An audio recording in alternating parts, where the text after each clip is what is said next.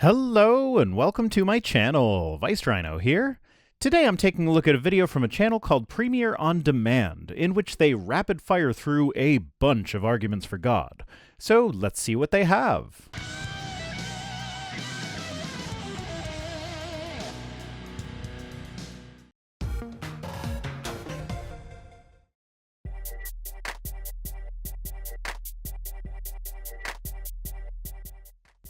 Can we prove that God exists? Probably not. But the real question here is, why should we have to?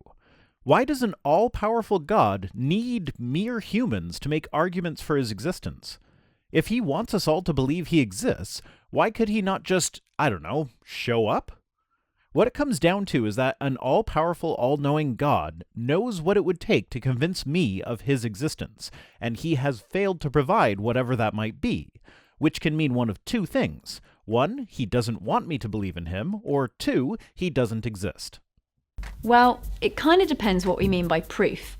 True proof only exists in maths. Aww, we finally get an apologist who recognizes the loaded language, and it has nothing to do with evolution. Bummer. I can 100% prove to you that 2 plus 2 is always going to equal 4. Yeah, I use that example sometimes too, but you forgot a key part, specifying that you're working in base 10, because in a ternary numeral system, 2 plus 2 equals 11. And yes, math geeks, I see you, I know that I'm playing fast and loose here. Written down, it is what we would recognize as the number 11, but spoken it should technically still be 4. But people don't watch my videos to see me write out math jokes in text on the screen, they want to hear my sexy-ass voice. So I will say it out loud, and I'll say it wrong to get the joke across. But even scientists need a certain amount of faith. Oh great, here comes the conflation of trust with faith. Scientists trust that nature will work the same way tomorrow as it did today. They can't prove that, so scientists have faith, just like people who believe in God with no evidence. See? Totally the same thing. In order to even do science, they have to believe that there's an order to the world, that things will react in a certain way because forces like gravity are at work. Yes, and we have no way of proving that all of these forces and whatnot will work the same way tomorrow as they did today. But we also have no reason to expect them to change. They have been consistent up to this point, consistent enough that we can use math equations to describe their operations very precisely. Proof in science is similar to a law court. Lawyers speak of proof beyond reasonable doubt. They can't mathematically prove that someone did the crime, but they can build up a case using things like confession, eyewitnesses, and documentary evidence. It's a bit more complicated than that. In science, there are different levels of evidence that are required for different types of claims. If you publish a study that finds that the second law of thermodynamics works, it doesn't really need to be a very rigorous study to be accepted, as enough rigorous work has already been done on thermodynamics at this point that one more study suggesting that we have accurately described the second law is completely mundane and unsurprising. But if you publish something that suggests that the second law of thermodynamics is broken in certain situations, then that will be met with much more skepticism and will need to be repeated several times before it can even begin to be considered to be accurate. What counts as reasonable doubt is variable depending on what is being challenged. If you're going to suggest that the laws of nature might change tomorrow, you need to bring a shit ton of evidence to the table. If you're going to suggest that they'll be the same tomorrow without evidence, you'll be met with indifference, as that is what is to be expected based on all the evidence we have so far. In a court system, the slightest reasonable doubt is enough to have someone found innocent, even if they are likely guilty, because it has been decided that it's better to let a guilty person go free than to unjustly lock up an innocent person, and to protect people from legal harassment, you cannot charge someone with the same crime twice. So whatever is presented at the trial is the end of the matter for that person. But science is concerned about finding the truth of the matter, and it doesn't have to worry about the legal rights of gravity or evolution or whatever, so it can keep investigating any anomalies until we get to the bottom of it, and reserve judgment until it meets a burden of proof that is so strict that it would be a severe human rights violation to expect out of a legal court system. Also, I do know that there are courts in the world that work under different systems, so I am just describing the system that I am most familiar with. And it's this type of proof that I think we can offer when it comes to God. So you have forensic evidence? Great, let's see it. So here are some of those arguments or proofs, if you will. Ooh, arguments? That's not evidence. The argument from morality. The idea that we have an inbuilt sense of right and wrong, that we have an instinctive sense, for example, that rape is always wrong.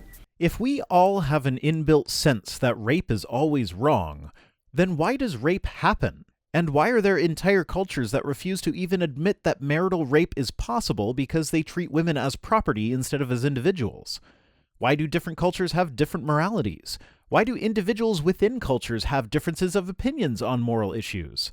Sure, there are a few big obvious ones that are perfectly explained by evolution. We are social animals, and as such certain societal norms are beneficial to everyone's collective survival, like not killing each other. Though certainly different cultures have and do exist that have differences of opinions on when it is appropriate to kill someone, so it's not like these are absolutes either.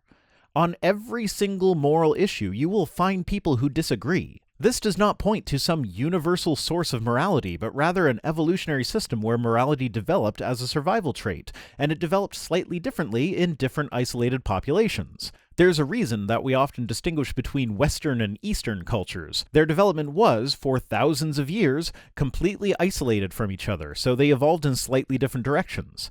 And personally, I try to avoid these labels because they are still way too generalized. There are individual cultures in what would be called the West that differ from each other, same for the East. And this also ignores the second largest continent by both population and size. Africa doesn't really fit nicely into the Western or Eastern label, and it has its own unique array of cultures with their own unique array of moral systems. So because most humans will generally agree that rape is wrong, you say we all have a universal moral code. But in doing so, you are ignoring all of the nuance here. This points us to a law inside of us, which in turn points to a lawgiver, someone outside of ourselves who's put that law inside us. Even if we could all agree on one single moral law, that does not necessarily point to some external force making us all agree on this moral law. It would certainly help with the argument, but it still wouldn't be a clincher. Then the aesthetic argument, which is basically just a fancy word for the idea that art and beauty point to something outside of us. Things are pretty, therefore God. A character in a book called Chasing Francis, about a church pastor who loses his faith, says this: "The object of all great art is beauty, and it makes us nostalgic for God." Close. Nostalgia could loosely be used as one of the explanations for things that we find beautiful. We are most aesthetically pleased with things that we are familiar with. The more different a thing is from us, the less beautiful we find it. Most people do not consider spiders to be beautiful. There are way too many legs and eyes for most people's taste. Do you know who does consider spiders beautiful? People who spend a lot of time studying spiders and become more familiar with them. The things that we are most aesthetically attracted to are the things that remind us of ourselves, other mammalian species, tetrapods with hair. As far as animals are concerned, the farther away you get from us, evolutionary relationship-wise, the less beautiful most people will find that species to be. Kittens are cuter than worms. Puppies are cuter than ants. Now, of course, there are people who do find beauty in things like worms and ants, but in order to find this beauty, they first must become familiar with them. Now, of course, there is still some debate about what purpose a sense of beauty served, evolutionarily speaking, but the point is that beauty correlates very strongly with familiarity, and it seems rather arbitrary. There is no reason we shouldn't find an anglerfish to be beautiful, but most people find them to be rather grotesque looking. Shouldn't we be able to find the beauty in all of God's creation? Even for the relatively few people who find things like ants and anglerfish beautiful, you'll be able to find some animal somewhere that has the ability to give them the heebie-jeebies. Why would God make creatures that are hideous to us? Sure, some of them you could say it's for our protection, so we stay away from a poisonous spider or whatever, but an anglerfish lives so deep in the ocean that we are completely unable to survive in their environment, and they are completely unable to survive in ours. There is no reason for them not to be beautiful to us, along with many other animals that are completely harmless to us, but which we still consider ugly. Francis Collins, who's one of the world's leading scientists, used to be an atheist. Francis Collins, the man who in an interview with Salon magazine stated that logic, arguments, and reason are not what get people to believe in God, but instead you get to believe through a leap of faith? That Francis Collins? That's the guy you're quoting in your video about the logical arguments for God? And the thing that finally convinced him that God existed was looking at a beautiful frozen waterfall. Yes, he saw a pretty waterfall that had three main components that he took to be a representation of the Trinity. He had a religious experience, which he had been trying to have for years, and he converted. Now, maybe it's just that I'm jaded because I've lived my entire life less than a half-hour's drive from Niagara Falls, but I just don't find the idea of a pretty frozen waterfall all that compelling.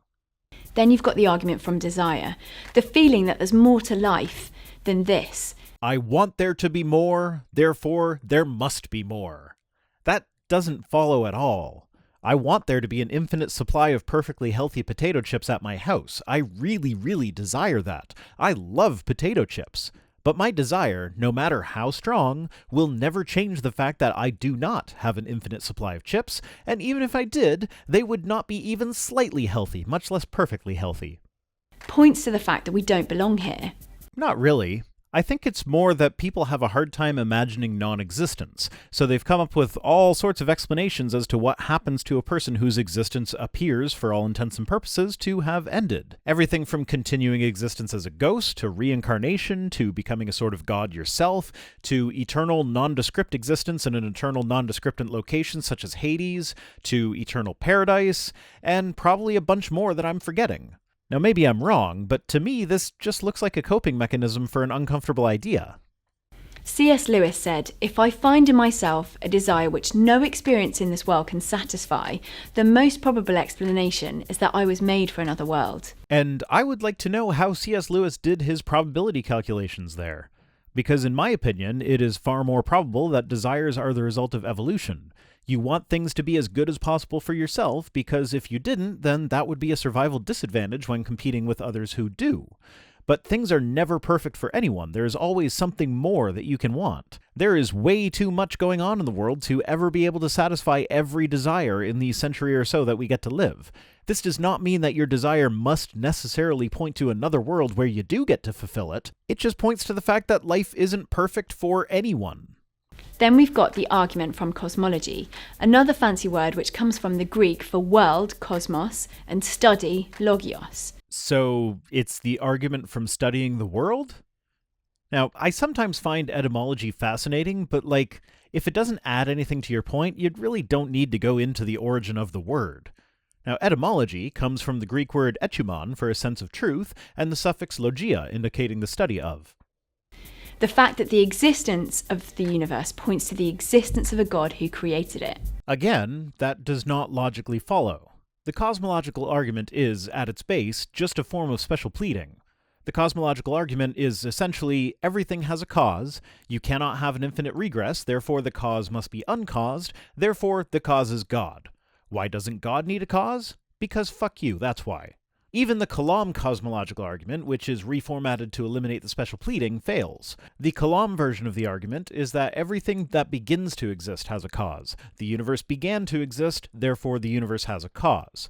This reformat sure does get rid of the special pleading, but it doesn't even get you to a god. It just gets you to a cause. The universe was caused. What was that cause? An honest answer is that we don't know.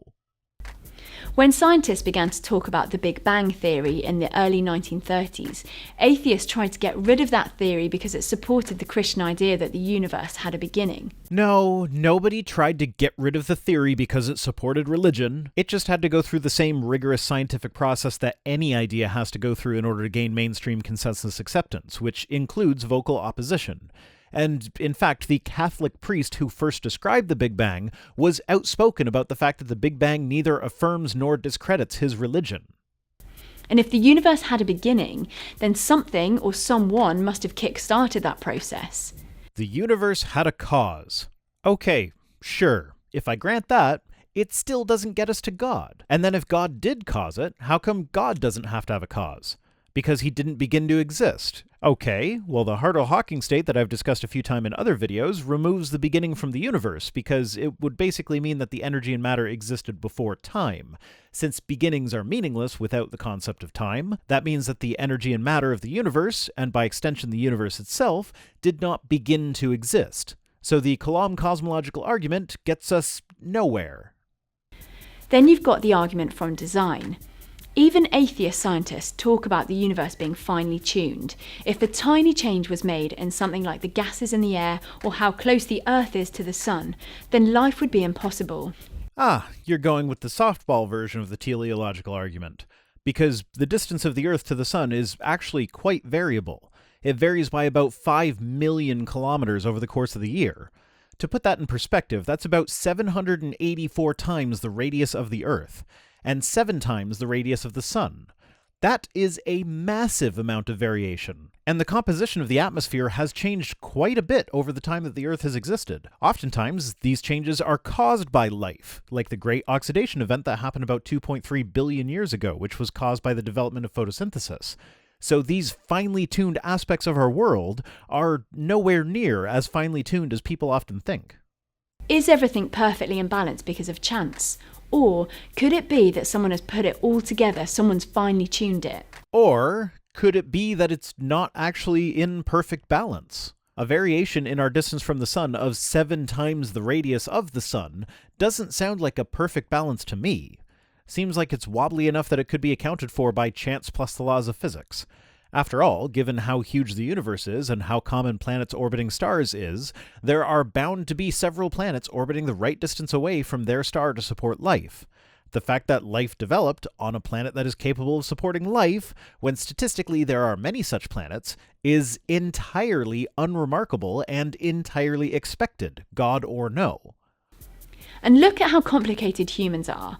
Could this maybe point to a God who designed us? It could, I suppose, but it wouldn't point to a very good designer. There are so many design flaws in our bodies that to attribute them to an all-powerful being just makes that all-powerful being look lazy. More than that, this is an all-powerful being we're talking about. It has infinite power, so it must be infinitely lazy in order to avoid doing something that would take it literally zero effort. And on top of all that, if you look at our brains, they are indeed incredibly complex, to a point where there is no reason to believe that we have some sort of external consciousness or soul that determines who we are. As Steven Pinker puts it, if you were to just open up our heads and find some sort of homogeneous spam substance, you would have reason to wonder how this homogeneous substance could support all of the functions that our brains carry out. But, in fact, it is quite complex, with about 100 billion neurons connected by about 100 trillion synapses. This degree of complexity matches up with the complexity of the tasks it performs. And on top of all that, it bears mentioning that simplicity is a hallmark of good design. If our bodies were as simple as possible while still performing the same functions that they do now, that would point to a better designer than the one who designed the very complex mess of biological machinery that our bodies actually are. Isaac Newton said, "In the absence of any other proof, the thumb alone would convince me of God's existence." Yeah, but Newton also wrote instructions on multiplying rocks, and warning that if you multiply them too many times, they would be fit for magic rather than alchemy. Newton was convinced of several completely unscientific ideas. Now, this doesn't make his scientific work any less valuable, and I'm not saying this to disparage him. The man was a genius, but even geniuses can be mistaken. Then you've got the argument for resurrection. Is that one the whole, if Jesus rose from the dead, then there must be a God thing? Ultimately, if Jesus did rise from the dead, that fact in isolation would just mean that our understanding of death needs a reworking. But it would definitely be a step in the right direction of proving God's existence. The problem is that the resurrection itself is so poorly evidenced that to use it as evidence for God is probably the weakest route you could go. Look at the trees is a stronger argument because at least I can see that trees actually exist. If you're interested in the resurrection, Paulogia is a much better channel than mine for those types of videos, so go check out the Paulogia vs. Jesus Resurrection playlist if that's your jam. This needs a whole other video. Or a playlist of 20 videos with over 14 hours of content. But if Jesus really rose from the dead, then this shows that he must have been God. Sure, even though that doesn't necessarily follow, I will grant it for argument's sake. Now, go ahead and actually demonstrate that Jesus rose from the dead. Because there are tons of ancient literary texts that claim that people they are depicting as real have risen from the dead. So you need to bring more to the table than just ancient literary texts. There are reasons why historians, when trying to piece together the history of an event, will start with the assumption that miraculous embellishments are just that, embellishments.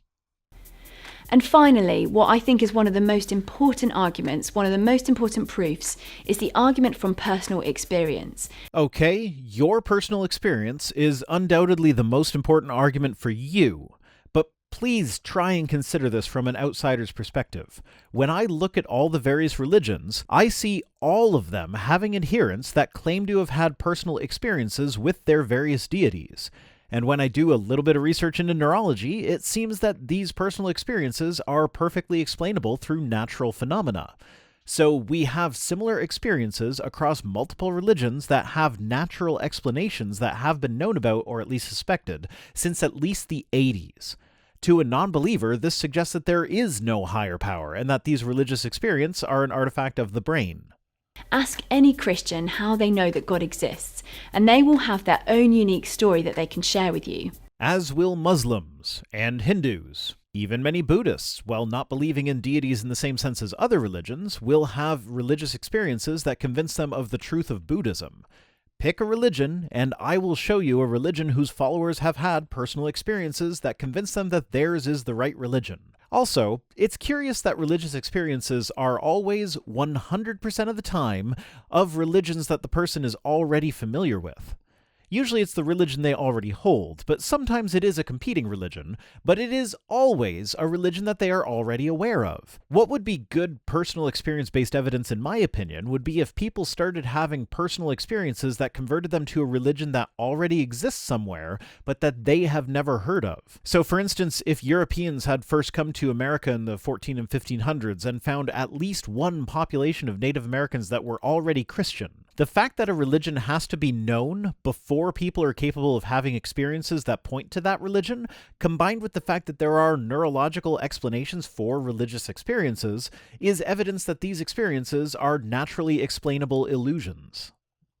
At the end of the day, it's up to you to decide if any of these proofs hold up in a court of law. They do not. And whether you think they're worth putting your faith in. They are not. That's it for this one. Today's comment of the day comes to us from Jeff C. House, who says, evolutionists will say that if God makes sense to us, it is not really there. It's only because that belief helped us to survive, so we are hardwired for it. However, if we can't trust our belief-forming faculties to tell us the truth about God, why should we trust them to tell us the truth about anything, including evolutionary science? So yeah, it's possible that supernatural beliefs are the result of the agency-detecting mechanisms of our brains going overboard. And there are problems with our brains that do make some more problems for us determining how the world works. Biases, logical fallacies, and heuristics that normally help us with fast decision-making can all cause us to come to erroneous conclusions, which is why the scientific method is so complicated. The whole thing is designed to weed out the problems that our brains introduce. Double-blind studies make it so that neither the researcher nor the research subjects know which group are getting the placebo. Methodology has to be laid out in advance, and any change to the methodological procedure partway through an experiment is regarded as suspicious. Research must be reviewed by other experts in the field so that they can catch problems that the original researchers were unable to see. Is the scientific method perfect? No, but it's the best method we have for learning about reality. Thanks for watching. Special thanks as always to my patrons, especially Mark McManus, who are the dye for the Easter egg that is my channel. If you'd like to soak into my skin and make me pretty colors, consider becoming a patron at patreon.com/ViceRhino. Other ways to support the channel, including direct donation and my Amazon wishlist, are in the description, as are links to my social media. See you next time!